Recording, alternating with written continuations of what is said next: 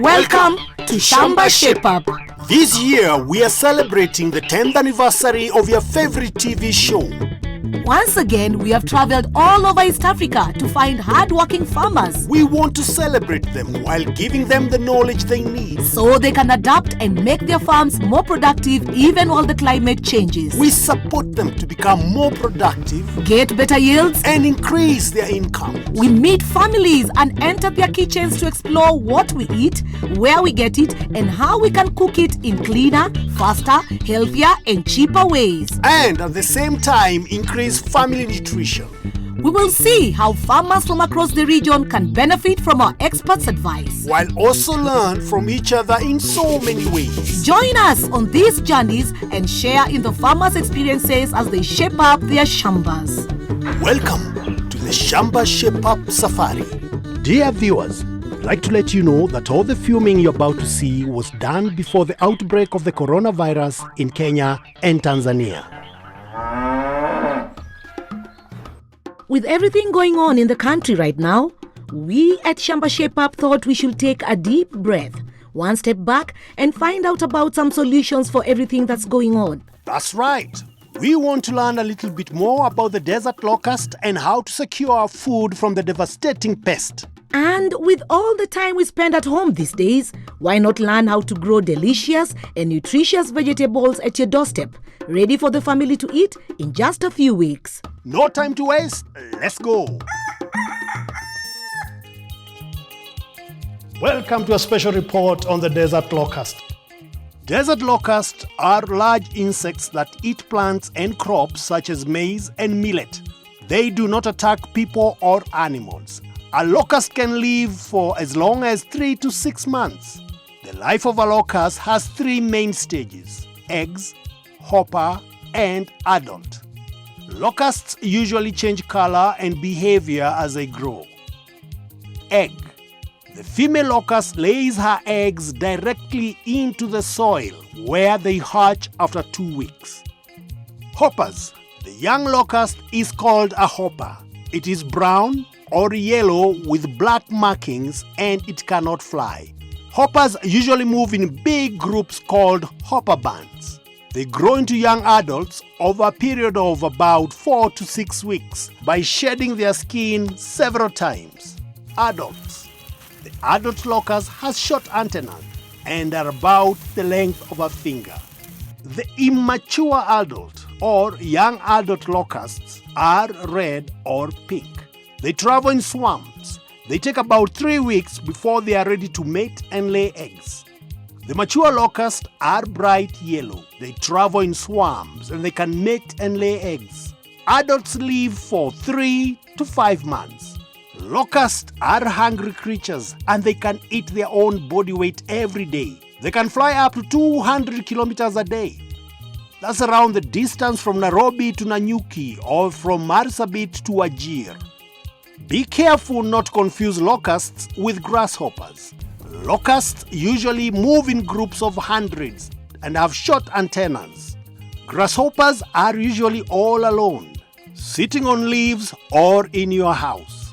The adult grasshopper has long antennae and long legs to help them jump. Grasshoppers are not a problem.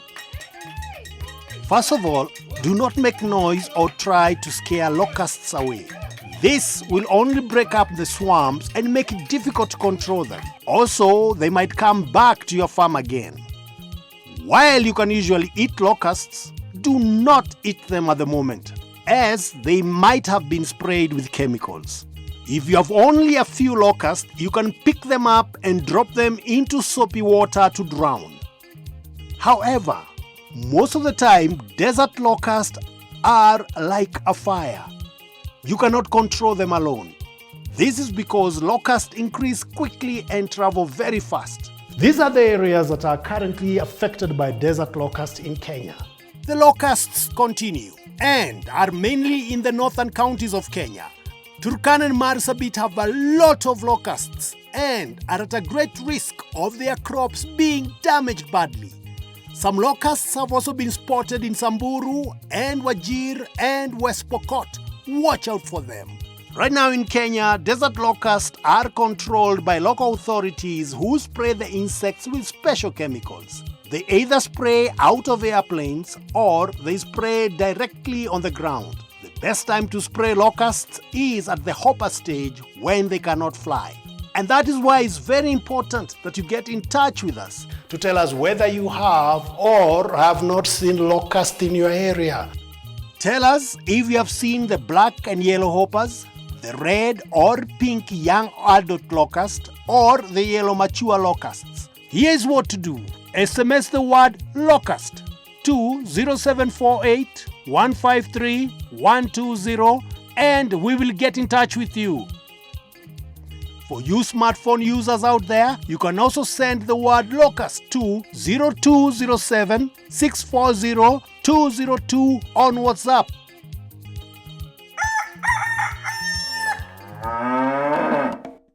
Did you know because tubers such as potatoes, cassava, and sweet potatoes grow underground, they cannot be destroyed by the desert locust or by the toxic chemicals that are being sprayed to control them? And even when their leaves are eaten by locusts, they can still regrow and you get a good crop? So, if you grow potatoes, you are in luck. Harvest period is around the corner and we want to look at how to sort, package and store potatoes so you can fetch a better price at market. We meet Mr. Joseph Karanja, a potato processor who is here to advise our farmers about markets. He explains what farmers need to do to get good prices for their potatoes. And so I think this is a very wonderful opportunity where we can meet. Me, I'm the market, and you are the farmers. And therefore, we can be able to meet and look at how can we work profitably together so that at the end of the day, each one of us will go home smiling. And so, the things that affect the price of potato is what I want to go through. And I want to start with number one, the issue of grading. One of the things I have discovered as a processor and a person who uses potato to make different potato products is that the farmer never grades his products. You normally put your potatoes in a bag. Normally you would put the small ones at the bottom of the bag. Then you will put the medium-sized potatoes in the middle. Then at the top now you will put the big ones. And so when you take to the market, you want the customer to believe that what he is seeing on top of the potato bag is what is there underneath. But most of the time we know it is not true. And therefore I suggest what the farmer can do is to grade his potatoes from the farm so that you can put the big potatoes here, then you put the medium potatoes here, and you put the small potatoes here. And then you will be able to target different markets. Number two, packing. There is a tradition in Kenya whereby we found our grandmothers and our grandmothers putting potato in gunny bags. So what happens with that kind of packaging? You have automatically closed your market only to the brokers who can buy very big and huge quantities of potatoes. That means if a family wants to buy potatoes, they can never buy from the farmer because they don't need the whole big bag. So I suggest that we can change our packaging, that we can put potatoes and maybe we put them in 50 kgs. Then the issue of pricing now comes whereby if you have graded and if you have packed well, then you can be able to say my premium potatoes will cost 30 shillings a kilo. That is an example. So pricing is affected by the grading and the packaging that you have always done. So number 4 is seed. And Mr. Karanja went on to explain that in order for the farmers to get the best prices, they also need to use certified seeds and have proper storage. So that once you harvest, you store your potato products very well so that you can release them little by little so that you maintain the same kind of demand that is there and you make that the prices will remain at a certain level. You have the power to control the price in the market as the farmers. And now, let's go and see how we can store potatoes for longer and get better prices at the market. Abraham and Priscilla belong to the group that owns this store. The store has open walls of mesh wire packed with charcoal. The charcoal is kept wet from water in a tank. The water evaporates from the charcoal and the inside of the store is kept very cold. Perfect to store potatoes. Oh, I'm feeling cold. Yeah, it is. Let's get out in the sun. Beata, is it usually this cold? It gets up to 4 degrees Celsius inside the store. Yes. So what's the advantage of having a store like this one? When you harvest potato, they start sprouting in about a week or two. And that means when you don't have somewhere to keep them, you're just desperate to sell and you'll take any price in the market. So a store like this will enable farmers to keep their potato even up to 3 months. In that period, prices will have hiked. Beata went on to explain that if you store your potatoes well after harvest, you could fetch a higher price a few months later. For example, in July, a 50 kilograms bag of potatoes might sell at 500 shillings. By October, the same 50 kilograms bag could fetch up to 2,000 shillings. In just 3 months, prices could increase by 1,500 shillings. The store also enables farmers to sell their potatoes together. It's easier to sell 1,000 bags at once than to sell 100 bags because you have bargaining power as farmers. Yes. So they can manage to eliminate the middleman. They can become price makers more than price takers. Price makers, not price takers. I like that. The store is not expensive to build, and the farmers have all contributed something to build and maintain it. Tony, I can't believe what big damage such small insects can cause. Better keep reporting so we can get rid of this pest. That's right, Carol. Well, coming up after the break, We jump into the studio and get some advice from our experts on the many questions you at home have about the coronavirus. and how to make a kitchen garden. Welcome back to Shamba Shape Up. Today we are looking at two very current challenges in Kenya, the desert locust and the coronavirus. We have seen how to sort, package and store potatoes so you can fetch the best price at market and sell to different kinds of customers. So now we want to find out how to grow vegetables just outside our doorstep. Paul Saidia is a researcher from Agricultural Research Institute in Morogoro, Tanzania. He's here to show us how kitchen gardens are a great way to grow easily accessible nutritious food, not just in a shamba, but anywhere. Ah, there you are, Paul. I'm looking for you. Take us to the kitchen garden. Huh? Oh, Ton, this is a kitchen garden. Wait. This one. is a kitchen garden. Yes, I'm seeing stones, I'm seeing sack, I'm seeing soil, I'm seeing a stick poking out. Tell me, Moses, Yeah. is he joking with me? Is this a kitchen garden? This is a kitchen garden. I don't believe it. I'll wait to see. So, Paul, Yes. I want to see you build this in front of my own eyes. Can you do it? Yes, Ton, I can do it.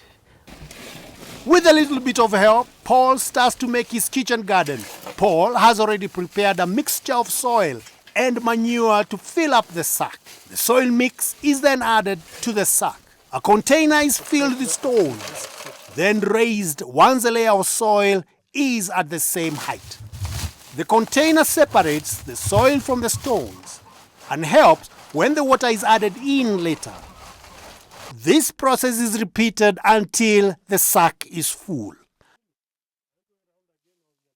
So how much water do we need?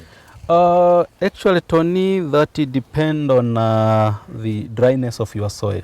Like this one is too dry, so we'll need up to 3 buckets, which is 20 liter each. Always, beginning's not easy. So at first you need a lot of water. Yes. Like 60 or 80 liters. But thereafter, you'll be watering once a week, only 20 liter, the whole week. But also, because this is a kitchen garden, close to the kitchen, those waste water from the kitchen might also be used here. Well, I can see this bag is already full of water. The next step is planting. You prepare your seedlings. Can I have that knife? To cut these long roots. in order to be uniform. So as when you plant, they go straight to the soil.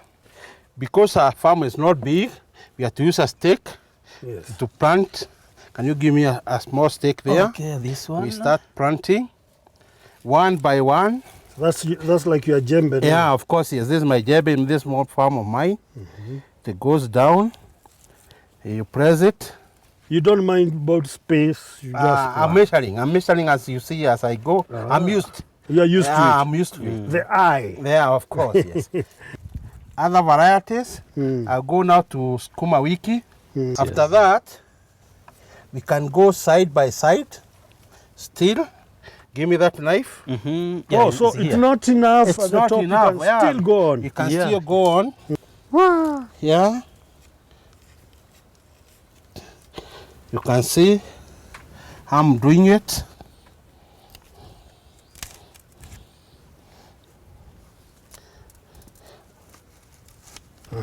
Then after that, you do a bit of watering.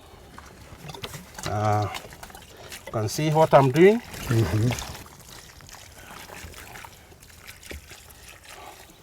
In so doing, Yes. we wait our crop to grow, and I hope next time when you come, you shall have plenty of vegetables to be fed my family and you as you visit us. All right, thank you. Okay, thank you. When planting crops in the kitchen garden sack, remember to space the plants correctly, about 5 centimeters or 3 fingers apart. And of course, you can fill up all the available space on the sides of the sack to grow as much fresh food as you can. I know much about kitchen garden because it's one way of preserving water, and even due to this area of ours is a semi-arid area. When time comes for this, like now the hot season, still you can get vegetables to feed your family.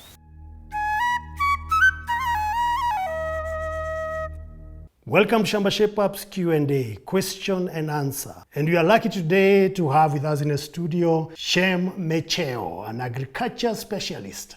Welcome, Shem. Hi, Tony. Okay, now we go straight out to the first question. This period of coronavirus may continue for a long time. Should farmers buy inputs in bulk just to be ready for the next planting season? What we will recommend is that you just plan well in terms of what you require for your farming practices. Buy them just on time before planting as usual, without any form of panic or bulk buying. Make sure that you follow government guidelines and instructions and requirements as far as COVID-19 is concerned. Kithambia from Machakos belongs to a farmers group, and he wants to know, do they need to store more food now than they can sell because they're not sure about the future? With these restrictions that are in place, food supply chain has greatly been disrupted.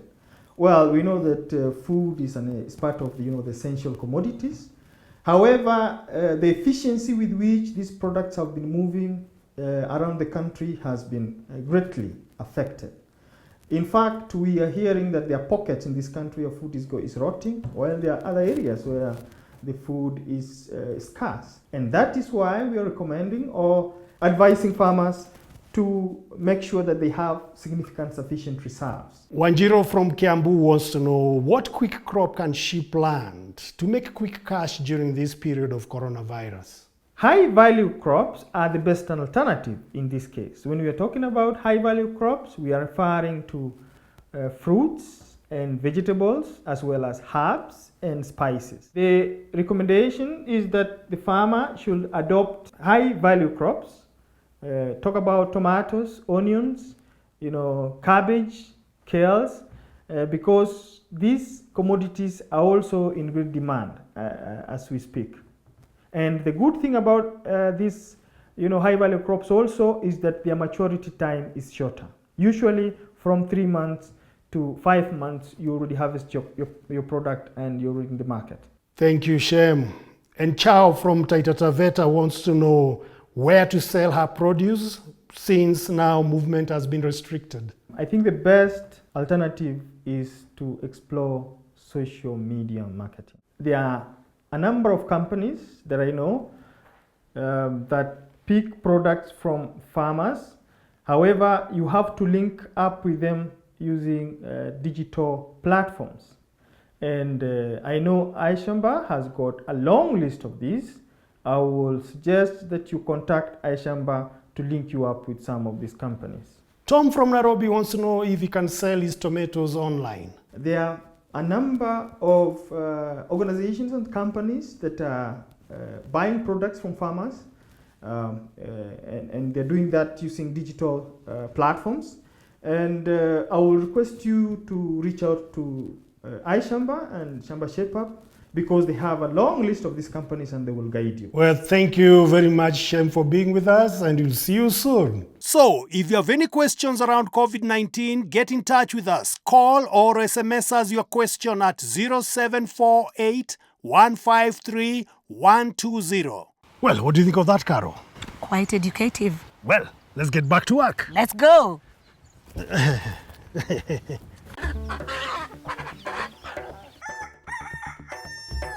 The rains in this region are unpredictable, and when they do come, the water evaporates very quickly. It's a real struggle for farmers.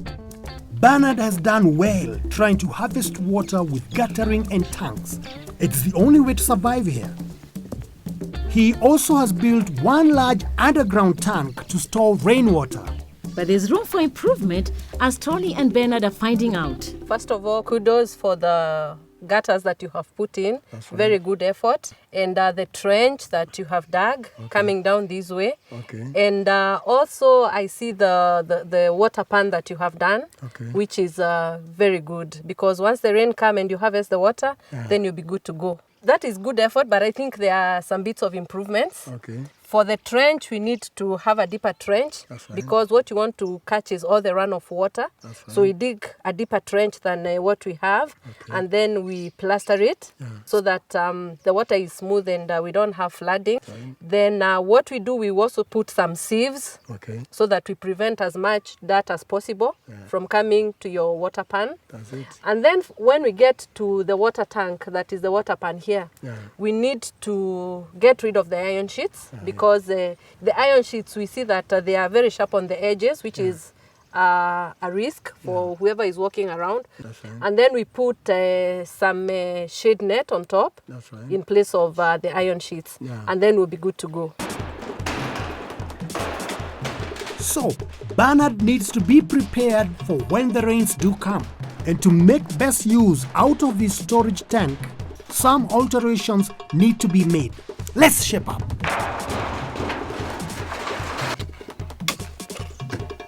Digging a deeper trench and sealing it with concrete means more water can be collected in the tank.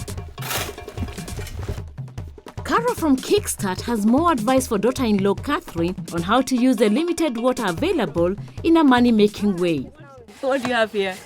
I just decided that as the construction is going on, I show you how to make a flying garden. What is a flying garden? Yes. It's a garden that will help her and her family get vegetables from just behind the house. Right. And it is very simple to construct. Wow, I can't wait to see that.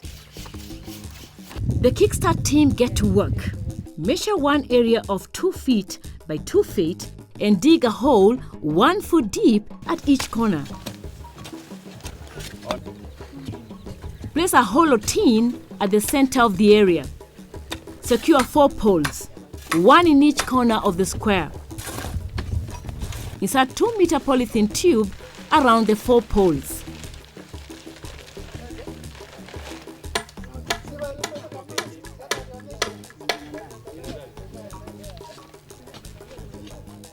Fill the hollow tin with ballast.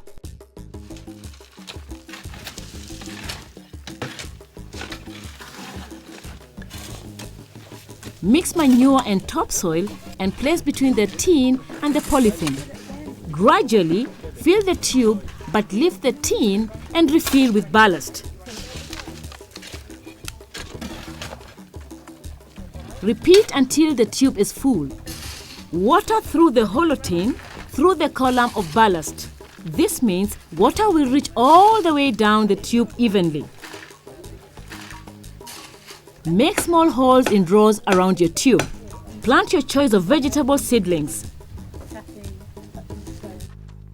Carol, this is amazing. I didn't even know it would look like this. Wow, have you ever noticed you put some water? Yes, we have to put in some water. Yeah. Because the soil was very dry. Mm-hmm. And the beauty of this is because you see it's a bit hot down here. Yes. So this will help her get the best vegetables with very little water. Mm-hmm. And because we've used the polythene bag, it also conserves the water. Mm-hmm. So the vegetables get enough water.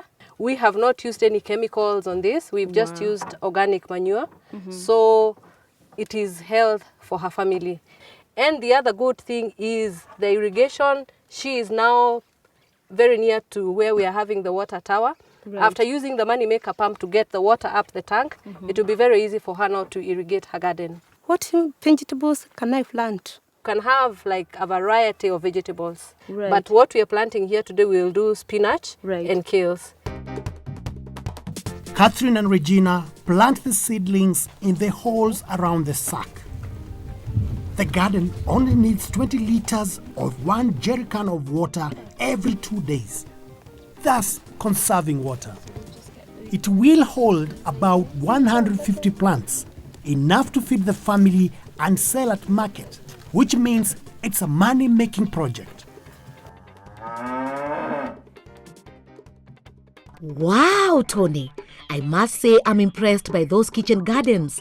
Time I get home to set one up myself. And I might just start thinking of growing some potatoes. Got to make sure I have some crop in case the locusts come my way. And you at home, stay safe and we'll see you on the next Shamba.